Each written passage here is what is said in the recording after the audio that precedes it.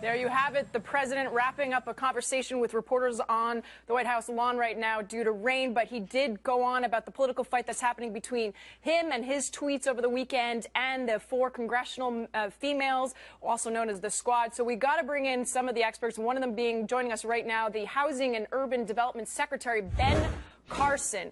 So, Mr. Secretary, we just heard him speak now, but overall, we know that the House did condemn his comments as racist. Do you think the president's tweets were racist? Not at all. You know, I've known the president for some time, and I've never seen any indication of that whatsoever. You know, he lived in New York for a long time. Jesse Jackson gave him an award for the work that he's done in the black community. I remember the very first time I met the president at Mar-a-Lago before we were into the political arena. And someone came up to him and said, they said, "Mr. Trump, Rod Stewart is here." And he said, "Yeah, but this is Ben Carson." I mean, that's the kind of person that he is, and that's the kind of person I've always known him to be. You know, his interest is in everybody doing well.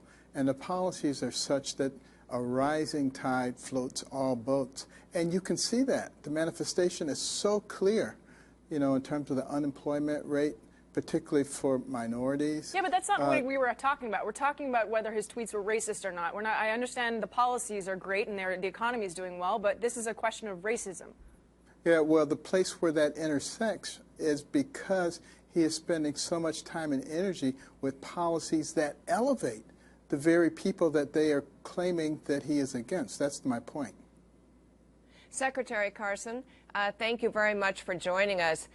Question for you. Do you think that these 4 women, these young women in Congress, the so-called Squad, do they represent minority thinking, or in particular, do they represent the view that a lot of people in the African-American community have of President Trump? Or is that community open to the idea that his policies, higher wages, the things that are happening economically that are good for African Americans are more important than these tweets and these sort of battles that he gets in?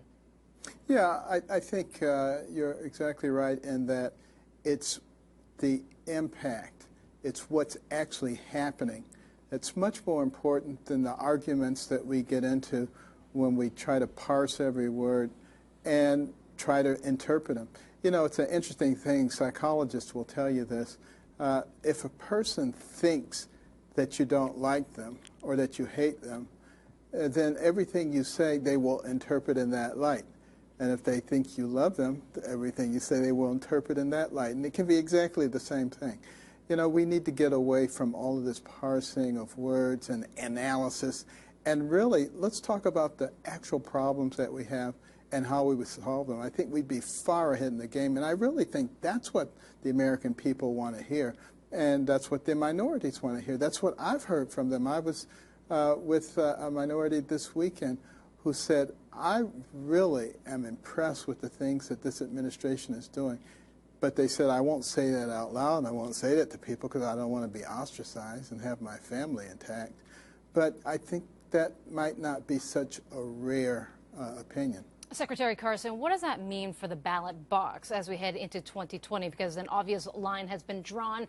Does it help, hurt either sides? Repeat that again, please. The ballot box for 2020, the presidential race, with this back and forth across racial lines, telling minorities, according to some liberal commentators, to go back to where they came from. You know, some would say that that might hurt the Republican Party. You know, again, you know, there's going to be all kinds of conversations about all kinds of things. And, you know, it's going to come from both sides. Did I wish that that weren't going on? Absolutely. You know, it kind of reminds me of third grade. Apologies to the third graders. But, you know, we have so many more important things to deal with. And I think it would be extraordinarily helpful if we just begin to focus on those things that are important.